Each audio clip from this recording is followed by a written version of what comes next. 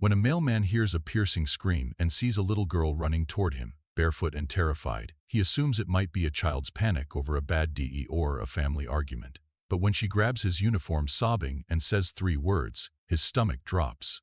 Peering into the house, what he sees freezes him in place, and within seconds, he's calling 911. This is a story of secrets, betrayal, and the fight for truth in the face of devastating accusations. Before we dive in, let us know where you're watching from, and if you believe in justice, be sure to like and subscribe for more. The morning unfolded like any other in Lakewood Estates, a picturesque suburban neighborhood where manicured lawns and pristine driveways reflected an air of quiet normalcy. The kind of place where neighbors exchanged polite nods, where nothing unexpected ever seemed to happen. Henry Lawson, the neighborhood's longtime M-man, took pride in his daily routine. Was a comfort he knew the names of most residents, their habits, the way they arranged their mailboxes, just so. On any given morning he'd share a wave with Mr. Dawson, who read the newspaper on his porch, or nod at Mrs. Hutchins, who always left a bowl of water for her terrier. As Henry neared the last house on the the Monroe residence, he admired how well kept it was.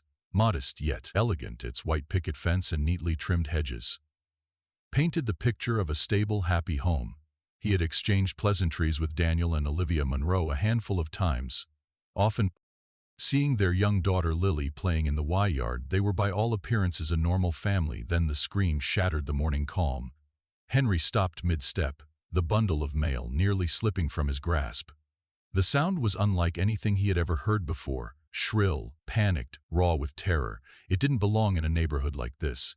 The scream cut through the quiet like a blade lingering in the air, reverberating down the empty street. Then the front door of the Monroe house burst open. A little girl no older than 6 came barreling out onto the porch. Lily Monroe, her bare feet slapped against the wooden steps, her nightgown rumpled, her golden brown curls disheveled. But it was her that made Henry's breath catch. She was pale, her small chest rising and falling with rapid uneven breaths, and tears streaked her cheeks. She didn't slow down, she ran straight for him. Henry instinctively dropped the letters, his arms reaching out just as Lily crashed into his legs, gripping his uniform in a vice-like hold. "Help, Mommy, Daddy!" Blood. Her tiny hands clenched the fabric of his postal shirt, her sobs coming in hiccup and gasps. Henry felt a chill crawl down his spine. The panic in her voice, the sheer horror in her eyes sent a pulse of alarm through his veins. His first instinct was to call for help, to step back and reach for his phone, but he couldn't move. His mind raced. The scream, the blood, the child, terrified and alone. Then came the realization. The scream had come from inside the house. His throat tightened as his eyes lifted from the trembling child to the open door beyond. What had happened in that house? Henry swallowed hard and gently pried Lily's fingers from his uniform.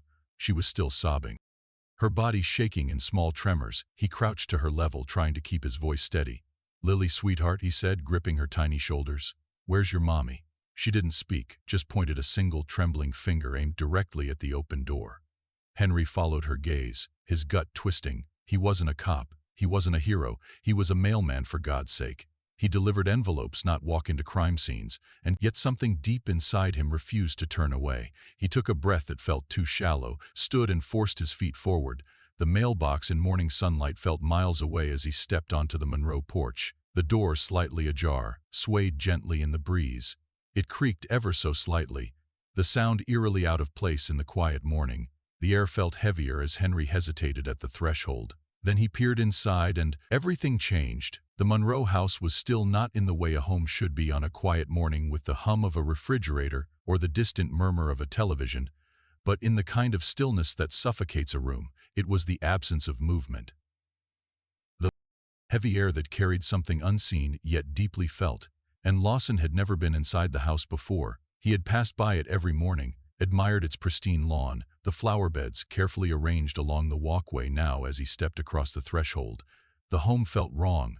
His eyes swept across the disorder, a chair overturned, papers scattered on the coffee table, a half-eaten plate of eggs and toast abandoned on the floor. Something had stopped this morning routine, mid-section. A life interrupted. And then he saw her, Olivia Monroe, knelt on the hardwood floor, hunched over a motionless body. She wasn't crying, not in the way Henry expected. Her breath came in shallow gasps.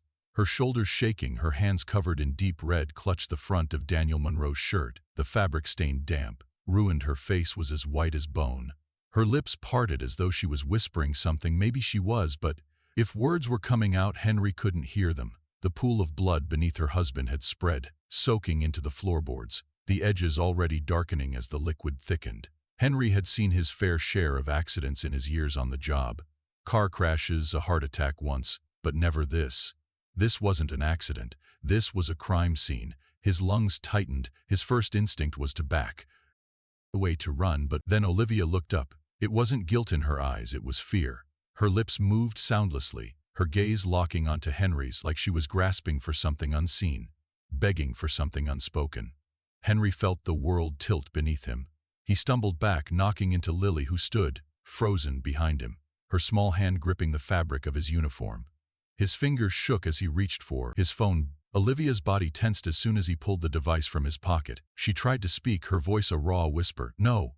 Henry didn't stop. He barely knew Olivia Monroe. He had exchanged a few pleasantries, had never stepped past her doorstep before today, but in this moment, he knew one thing. He couldn't trust anything she said. His fingers pressed against the screen, dialing 911. What's your emergency? Henry forced his voice to stay steady, even as his throat felt tight. There's been an emergency, man down. He's not moving. There's a lot of blood, sir. What's your location? Henry's mouth was dry. The Monroe House, 224 Oak Ridge Drive. Olivia. Olivia lunged forward. Her bloodied hands grabbed his wrist hard enough that he nearly dropped his phone. No, please, you have to believe me. Her voice cracked with desperation, her nails digging into his skin. Henry yanked his arm away, stumbling back. He wasn't a cop. He wasn't trained for this, but his instincts screamed at him, be careful. Lily let out a small, terrified whimper, gripping his pant leg. Then the sound of wailing sirens pierced the morning air. Olivia's body sagged, her hands falling to her lap, her shoulders trembled, her breath coming in short, broken gasps. Henry didn't know if she was guilty, but someone was dead, and now there was no turning back. Who do you think is really behind what happened in the house? Was Olivia guilty, or is there more to the story? Drop your theories in the comments below, and if you think Henry made the right call by alerting the authorities, don't forget to hit like. Stay tuned, things are about to get even more intense. The sound of sirens tore through the neighborhood, breaking apart the eerie silence that had settled over the Monroe house. Two squad cars screeched to a halt in front of the house, their red and blue lights slicing through the morning haze. Doors flung open and officers rushed out with weapons drawn, their eyes scanning for any immediate threat. Henry stepped back instinctively, still clutching Lily in his arms. He barely registered the weight of the child pressing against him. His focus was locked on Olivia, who remained kneeling by her husband's lifeless form, frozen in place, blood coating her trembling hands. The first paramedic through the door barely hesitated. He moved directly toward Daniel Monroe's body, kneeling beside him, fingers pressing against the side of his neck. Another medic crouched to the opposite side, checking for any vitals. A pause, then a slight shake of the head. He's gone. Detective Aaron Mitchell watched from the entrance, his stance rigid, his gaze unreadable. He exhaled through his nose, exchanging a look with his partner, Detective Carla Ramirez, who was already scanning the room, taking in the disorder, the scattered papers, the tipped-over chair, the half-eaten breakfast abandoned mid-bite. Something had stopped this morning. Dead in its tracks. Olivia hadn't moved since the moment Henry called 911. She was still kneeling, still staring down at Daniel, as if frozen in a loop, unable to process what was happening around her. One of the officers finally moved toward her, placing a firm yet gentle hand on her arm. Ma'am, I need you to step back. It took a second before the words seemed to register. Olivia's eyes flicked upward, meeting the officer's gaze with something like confusion. I? Her voice cracked. He didn't wait for her to finish. Carefully, he helped her to her feet, guiding her toward the couch. As her legs wobbled beneath her, Mitchell crouched in front of her, resting his forearms on his knees, his face devoid of emotion. Mrs. Monroe, can you tell me what happened? Olivia opened her mouth, then closed it. Her body shook violently, as if her muscles were actively rejecting the reality of the moment. I woke up and he was just there. The words spilled out in a whisper. I don't know what happened. Mitchell's gaze dropped to her blood-covered hands. Did you touch him? Her lips parted, but no sound came out. Then finally a slow, hesitant nod. Mitchell leaned back slightly, his expression neutral. Ramirez meanwhile had moved to the security system panel by the door. She squinted at the screen, then frowned. "No footage," she muttered. Mitchell glanced over. "What do you mean?" Ramirez tapped a few buttons, shook her head. "The security feed from this morning is missing. Either it wasn't recording or someone erased it." The officers exchanged a knowing look. Henry shifted slightly, adjusting his hold on Lily. The girl had stopped sobbing, but she was still clutching his shirt tightly, her face buried in his chest. Mitchell's attention turned to her. He gestured for Henry to bring her closer. Henry hesitated, but then took a few cautious steps forward. He kneeled, lowering Lily to the ground, but keeping a firm hand on her shoulder. "Sweetheart," Mitchell's tone softened. "Can you tell us what you saw?" Lily lifted her head slightly. Her bottom lip quivered. She shook her head, her curls bouncing with the movement. I don't know." Ramirez crouched next to Mitchell, offering a softer approach. "Lily, when did you wake up?" Lily's little hands clenched into fists at her sides. "I woke up and Daddy wasn't moving." She said it so simply, and yet the weight of those words settled heavy in the room. Mitchell and Ramirez exchanged a glance. A child that young might be in shock, or she might be blocking something out. Mitchell pushed himself back up, exhaling. He turned back to Ramirez. "No. Forced entry?" She shook her head. "None. No murder weapon, nothing we can see." Mitchell turned back to Olivia. "You said you just woke up and found him like this." She nodded, her hands clutching the fabric of her jeans. "Yes. I don't know how someone else was here." Her voice rose slightly, desperate now. "Someone did this." Mitchell studied her. The scene told a different story. A dead husband, a wife covered in blood, a house with no signs of forced entry, no weapon, no evidence of anyone else being here. Then there was the security footage, conveniently missing. Mitchell's jaw tightened. This was the part he hated most. He let out a slow breath, then reached for his cuffs. "Mrs. Monroe," his voice was steady, "we have to take you in for questioning." Silence. Then Olivia's face drained of sea and her lips trembled. "No, wait, I didn't do this." The officer stepped forward, guiding her to her feet. She twisted in their grip, trying to wrench away. "Please, I didn't—" Her voice broke mid-sentence.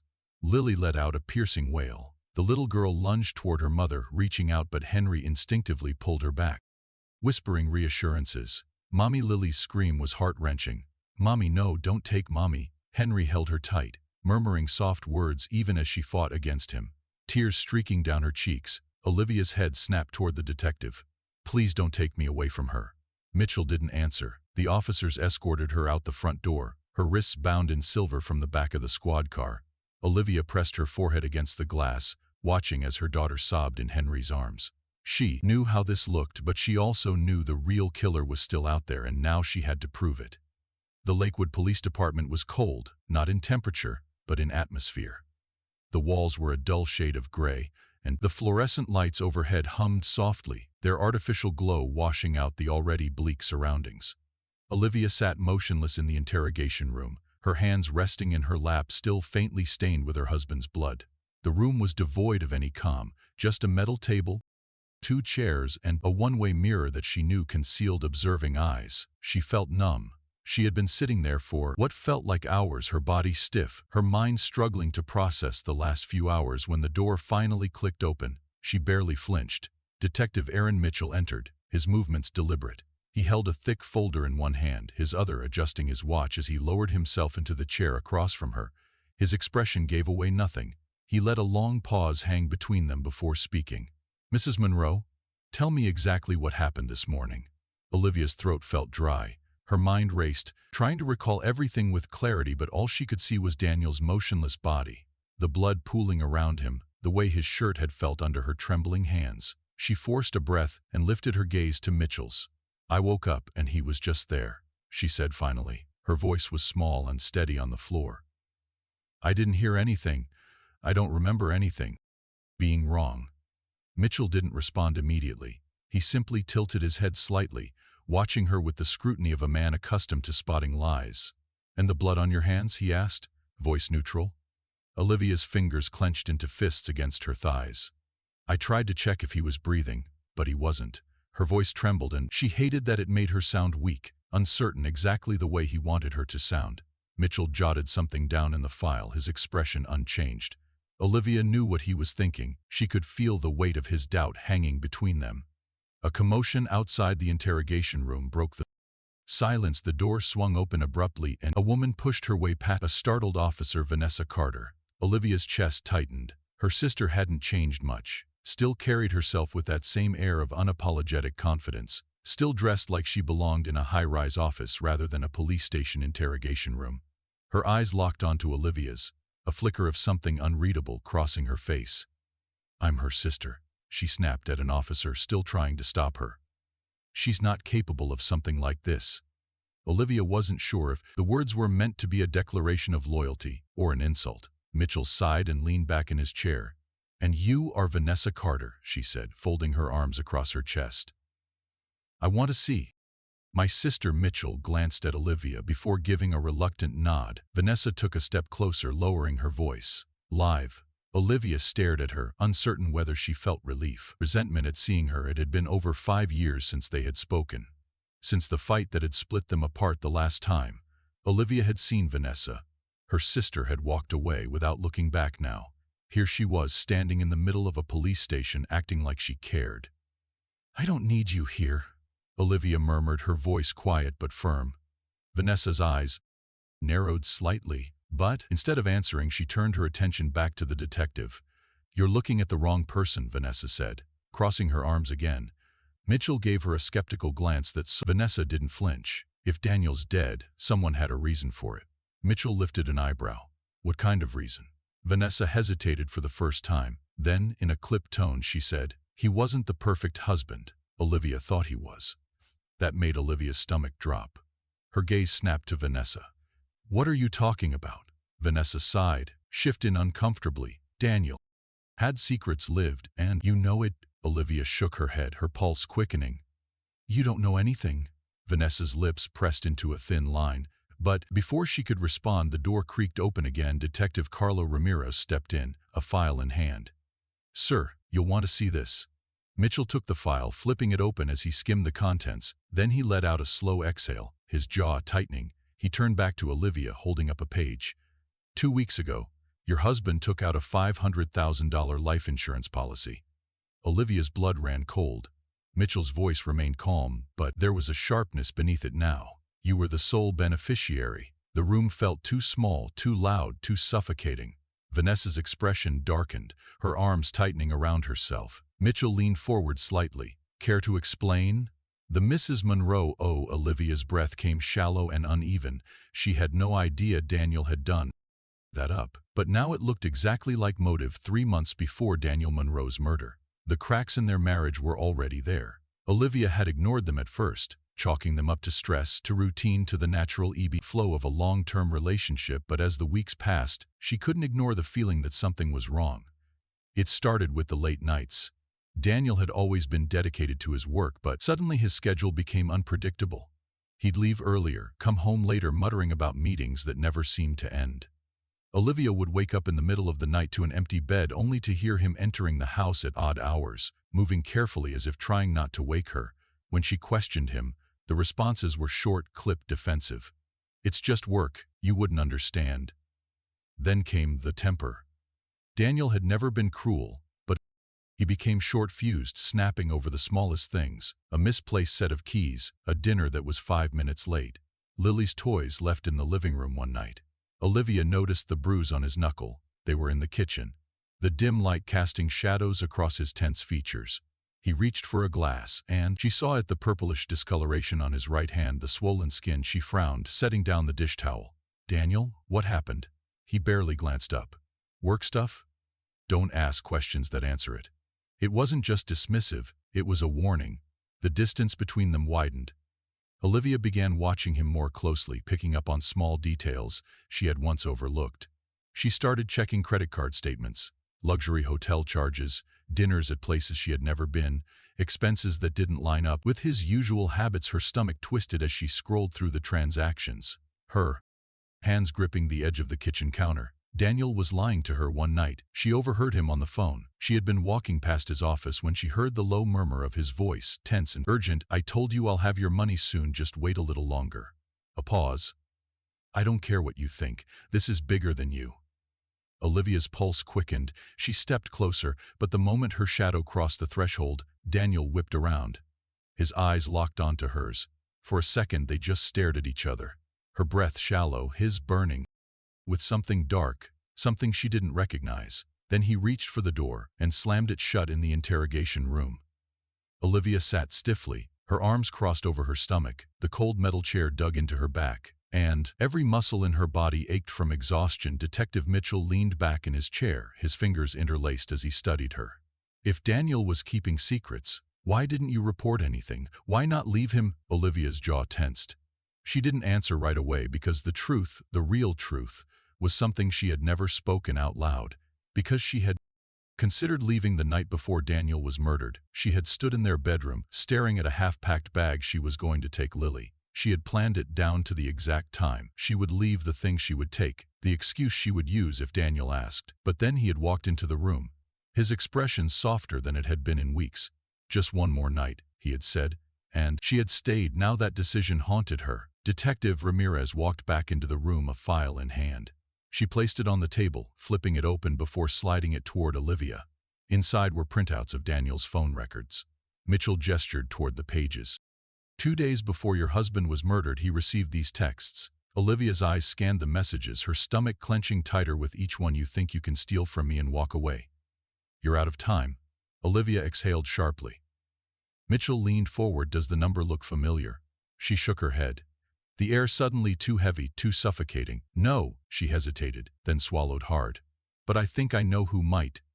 Detectives Aaron Mitchell and Carla Ramirez worked quickly after Olivia's statement. The text messages from the unknown number raised too many questions, and the first logical step was to dig deeper into Daniel Monroe's contacts. It didn't take long. One name stood out. Mia Williams, 28 years old, a marketing associate at Daniel's firm. The call history was damning. Frequent late-night calls, a pattern that suggested far more than just work. Mitchell tapped his fingers against the case file as he and Ramirez sat across from Mia in the interrogation room. She was visibly nervous, tapping her foot under the table, shifting in her chair, her eyes darting to the door as though she was looking for an escape route. She barely waited for them to start questioning before blurting out a defense. I had nothing to do with his death. Ramirez raised an eyebrow. Funny. We haven't asked you about his death yet. Mia's face paled. The silence hung thick between them before Mia finally sighed and dropped her head into her hands. We were having an affair, she admitted, her voice horror. Mitchell leaned back in his chair. No surprise there. How long? Mia swallowed. A little over a year. Ramirez folded her arms. Did Olivia, you know Mia? Shook her head. I don't think so. But she suspected that lined up with what Olivia had told them. But the affair wasn't the biggest revelation. Mitchell's tone turned sharp. Tell us about the text Daniel received. Who was threatening him? Mia hesitated, chewing her lip before speaking. He was in over his head. Ramirez exchanged a look with Mitchell. With who? Mia's hands tightened into fists on the table. I don't know their names, but I know they're dangerous. Mitchell leaned forward, talking Mia. She exhaled slowly, pressing her palms against her lap. Daniel owed a lot of money, more than I think Olivia even knew about. I told him to go to the cops, but he said it was too late. Ramirez's brow furrowed. How much are we talking? Mia swallowed hard. Hundreds of thousands. The room fell deathly silent. The moment Olivia heard about the affair, her entire body went rigid. She had suspected it for months. The late nights, the hotel charges, the distance, but hearing Mia say it aloud made something inside her burn. Her fists clenched, nails pressing into her palms. Daniel had lied to her. Vanessa sat next to her in the waiting area, arms crossed. She didn't look surprised. I told you he wasn't who you thought he was. Olivia shot her sister a glare, her emotions twisting between anger and exhaustion. This isn't the time, Vanessa. But she wasn't just angry. She was terrified. If Daniel was involved with criminals, what did that mean for her? Lily. Vanessa leaned closer, her voice dropping. You need to think about what comes next, Liv. If Daniel got tangled up with the wrong people, his death might not be the end of it. That thought sent a cold shiver through Olivia, and then later that night, she realized Vanessa was right. After hours of questioning, Olivia was finally relieved. She and Vanessa returned to Vanessa's house. Olivia couldn't bring herself to go back to her own home. Not yet. Lily was asleep upstairs. The house was quiet, but Olivia felt watched. She was sitting at Vanessa's kitchen table, hands wrapped around a cup of tea she wasn't drinking. When her phone vibrated, the screen lit up. You're next. Olivia's fingers went numb. The phone slipped from her grasp, clattering onto the wooden table. Vanessa's head snapped up at the sound. What? Olivia couldn't speak. She just pointed at the screen. Vanessa grabbed the phone, her face draining of color. Oh my God, Liv. What did he drag you into across town? Henry Lawson sat in his living room staring at the half-empty glass of whiskey in his hand. He hadn't been able to shake the feeling that something was still off. The scene at the Monroe house had been burned into his mind, playing on a loop. The blood, Olivia's panic, Lily's cries, and then something clicked. He had seen something that morning before hearing the scream. A black SUV parked across the street. Tinted windows, engine running. It had been there for a while. He remembered glancing at it, assuming it belonged to a visitor. Maybe someone getting dropped off. He hadn't thought much of it at the time, but now he wasn't so sure. Henry set his glass down and reached for his phone. His fingers hovered over the keypad for a moment before he pressed Detective Mitchell's number. When the line picked up, he didn't waste time. Detective, this is Henry Lawson. I think I saw something that might help you across town. Henry Lawson sat across from Detectives Mitchell and Ramirez at the Lakewood Police Department, hands resting on the table in front of him. His face was tense. The deep lines around his mouth more pronounced than usual. I wasn't sure if it meant anything at first, he admitted, his voice steady, measured. But now I think it does. Mitchell leaned forward, resting his elbows on the table. Go on, Henry exhaled through his nose. Gathering his thoughts, that morning before I heard Olivia scream, there was a black SUV parked down the street from the Monroe house. Ramirez frowned. How long was it there? A while? Henry's brows knit together. Long enough that I noticed it. The windows were tinted, but I saw someone step out. Tall guy, broad shoulders, wearing gloves and a dark jacket. Mitchell exchanged a glance with Ramirez before pushing off the table and standing. We need to check if any of the neighbors have security cameras facing the street. Less than an hour later, they had what they needed. One of the Monroe's neighbors had a motion-triggered security camera facing the street. The footage showed the SUV exactly where Henry had described it, idling, waiting. Then they saw it. A masked figure stepped out of the car and walked toward the Monroe residence. Timestamp 5:12 a.m. Ramirez turned towards Mitchell. Olivia was still asleep inside at that time. Mitchell's expression hardened. Then someone framed her. The house was still not the kind of stillness that brought peace, but the kind that hung thick with secrets. The kind that felt like something was waiting to be discovered. Olivia stood in the doorway of Daniel's study, her arms crossed tightly over her chest. It was a room she had rarely entered, a space Daniel had always kept meticulously organized, but now it felt different. Staged, almost as if someone had wiped it clean of anything incriminating. Vanessa moved past her, unbothered, and began rifling through the drawers. If Daniel was into something illegal, there's no way he didn't leave behind a trail, Vanessa muttered, pulling open a filing cabinet. Olivia didn't respond. Instead, she let her fingers trace the edges of the desk, trying to remember if anything had seemed off before all of this. Daniel had always been secretive about his work, but she had dismissed it as normal. Now she knew better. Vanessa exhaled sharply, pushing papers aside. Nothing, just standard invoices, client reports. Then she froze. Her eyes locked onto something beneath the drawer. She reached in and pressed her fingers against the panel. There was a click, followed by a faint metallic sound. Olivia's breath hitched. Vanessa looked up. There's a safe. They crouched beside the desk, staring at the small steel door embedded into the wall. There was a keypad, but no obvious clue as to the combination. Vanessa glanced at Olivia. You know him better than anyone. What would he use? Olivia's mind raced. A date, a set of numbers, tied to his past. Then it clicked. She entered their wedding anniversary. Beep, beep, beep. A pause, then the lock clicked open. Vanessa exhaled, shaking her head. Figures. The door swung open and Olivia felt her stomach drop. Inside, stacked neatly, were bundles of cash, way more than Daniel should have had it on his salary. It wasn't just extra money, it was dirty money. Beside, forged company documents were tucked into a folder showing altered financial statements, the kind of thing that could get someone arrested. Then there was the gun, loaded, and finally there was a crumpled-up piece of paper. Olivia reached for it, hesitantly, smoothing it out.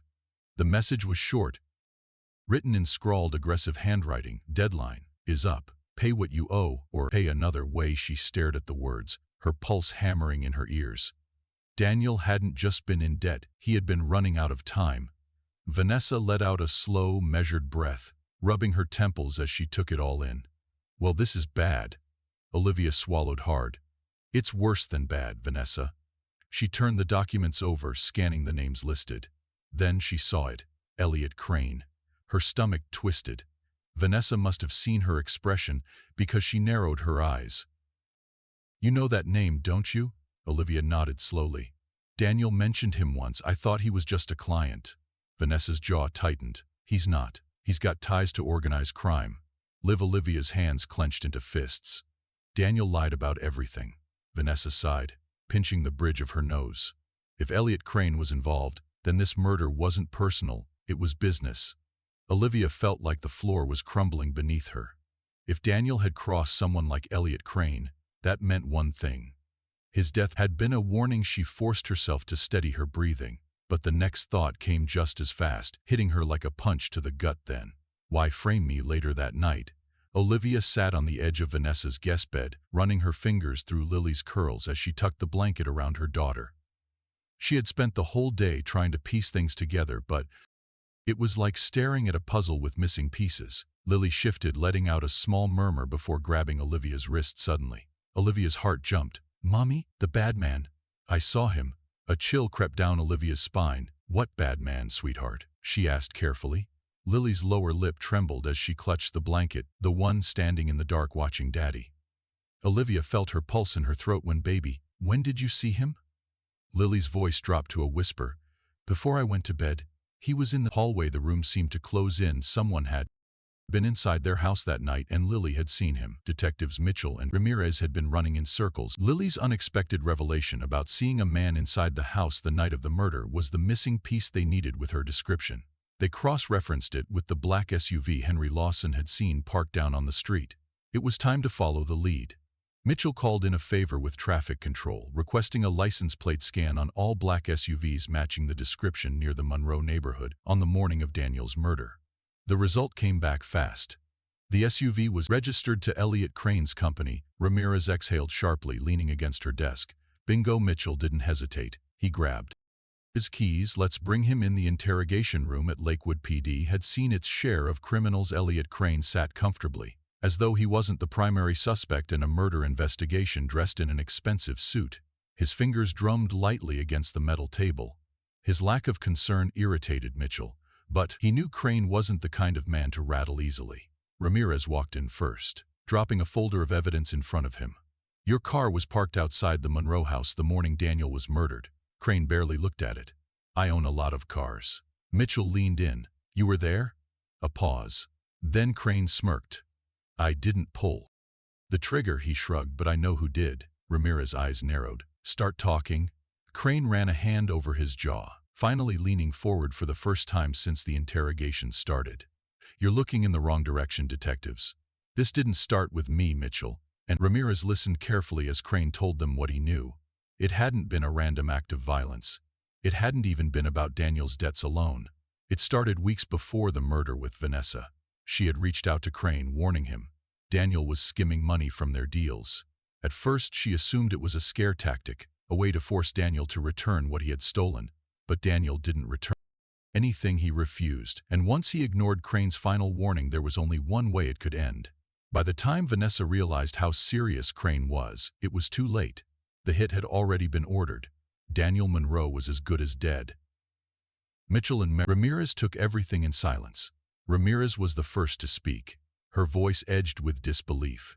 She handed over her own sister's husband. Crane shrugged. Business is business.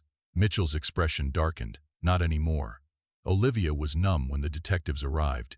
She had spent days unraveling Daniel's lies, uncovering betrayal after betrayal, but nothing could have prepared her for this. Sitting in the police station across from her sister, the weight of everything finally settled in.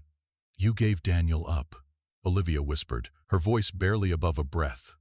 Vanessa didn't answer immediately. She looked down, her fingers twisting in her lap.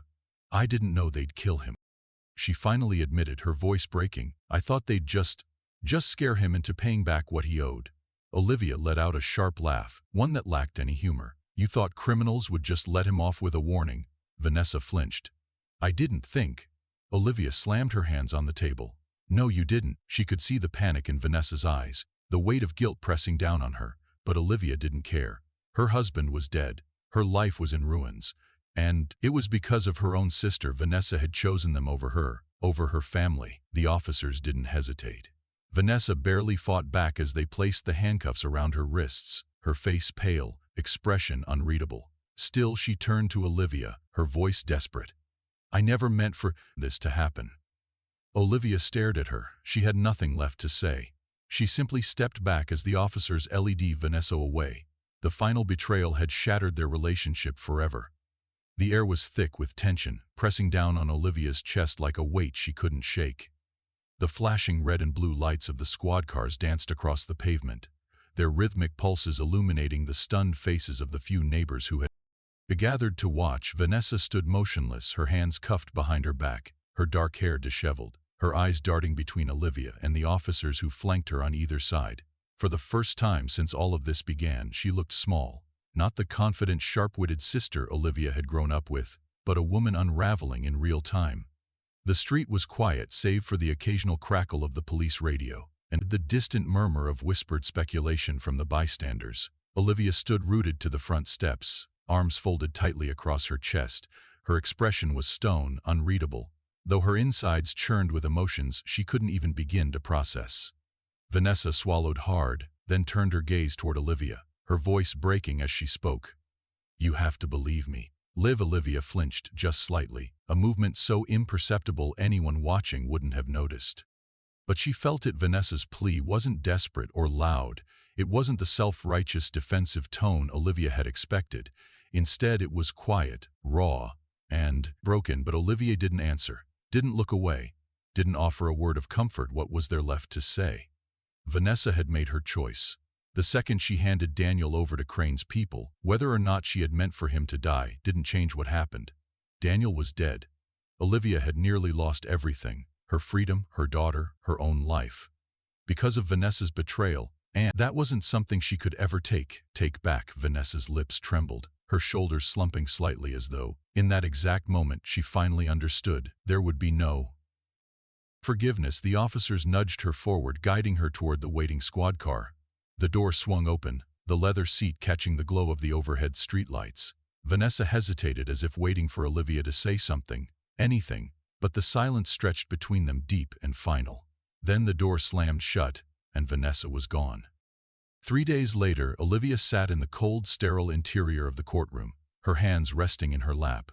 She had rehearsed her testimony over and over in her head, preparing herself for the questions, for the weight of recounting everything, every betrayal, every moment of terror, every piece of her life that had been ripped apart, left in ruins. But nothing could have truly prepared her for the weight of this moment. The prosecution laid out the case with brutal precision. Vanessa Carter had exposed Daniel's embezzlement. Elliot Crane had ordered the hit. The hired killer had framed Olivia, knowing the grieving wife would be the easiest suspect. The pieces fit together too perfectly to be a coincidence. The jury listened in silence, their expressions carefully guarded, but Olivia could feel the attention radiating off of them. When it was her turn to take the stand, she inhaled deeply, steeling herself before stepping up. The microphone crackled softly. As she adjusted it, her fingers tightening around the edges of the witness stand, she refused to look at Vanessa, who sat stiffly at the defense table. Her head lowered. She wasn't going to soften the truth for her sister. She wasn't going to spare her. She told them everything. She spoke of the phone call she never knew about, the money Daniel had taken, the threats that had escalated into something much worse. She described the morning of the murder, how she had woken up to a nightmare, her husband's lifeless body, the police dragging her away, the horrifying realization that someone had set her up to take the fall, and finally she spoke of Vanessa, of how her own sister had sold Daniel out without realizing that in doing so, she had signed his death warrant. By the time she finished speaking, her voice was steady, but inside her heart ached, not for Vanessa, but for what could never be repaired. The courtroom was silent.